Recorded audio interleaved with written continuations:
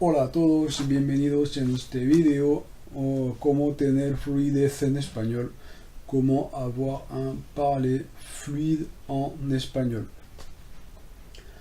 Pour avoir un parler fluide, eh bien, en fait, il est difficile d'avoir un parler fluide si on a peu de vocabulaire. Donc, voilà, ce que je vous recommande, c'est d'apprendre tous les jours 5 mots, mais pas besoin d'aller chercher midi à 14 heures. Vous, mais pas besoin d'aller chercher midi à 14 heures. Vous prenez 5 mots des objets qui vous entourent. C'est pas derrière moi, là il y a des livres, une feuille, vous voyez, un pied de micro, une caméra.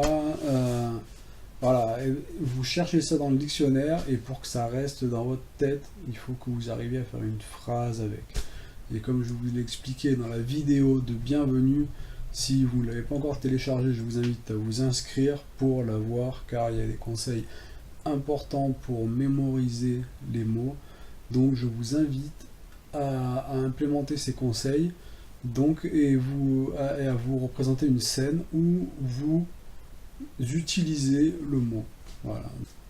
Et donc pas besoin de chercher midi à 14 heures. Vous voyez un mot, vous cherchez la signification en espagnol de ce mot, puis vous faites une phrase. Et cette phrase, vous pouvez l'implémenter dans un contexte et dans une situation, dans une scène que vous jouez dans votre tête par exemple, que ça va vous aider à mémoriser.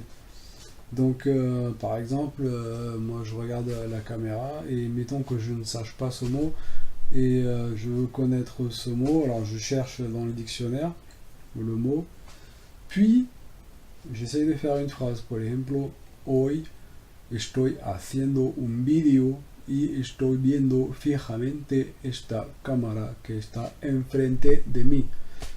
Donc voilà, aujourd'hui je suis en train de faire une vidéo et je regarde fixement cette caméra qui est en face de moi.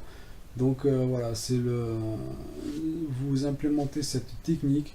Par exemple, je vois là, il y a des livres sur des étagères, donc je cherche le mot livre. Je vois que le livre on dit libros, les étagères on dit la estantería, los estantes, pues hay libros, hay muchos libros en los estantes de mi habitación y los estoy viendo y a veces los abro para leerlos. Donc il y a beaucoup de livres sur les étagères de ma chambre et de temps en temps j'en ouvre un pour le lire. Donc voilà, vous pouvez implémenter ça. De toute manière, il n'y a pas de recette miracle. Si vous voulez apprendre l'espagnol, il va falloir que vous connaissiez du vocabulaire et que vous implémentiez ce vocabulaire à votre vie. Voilà, c'est tout pour aujourd'hui. Merci, à bientôt.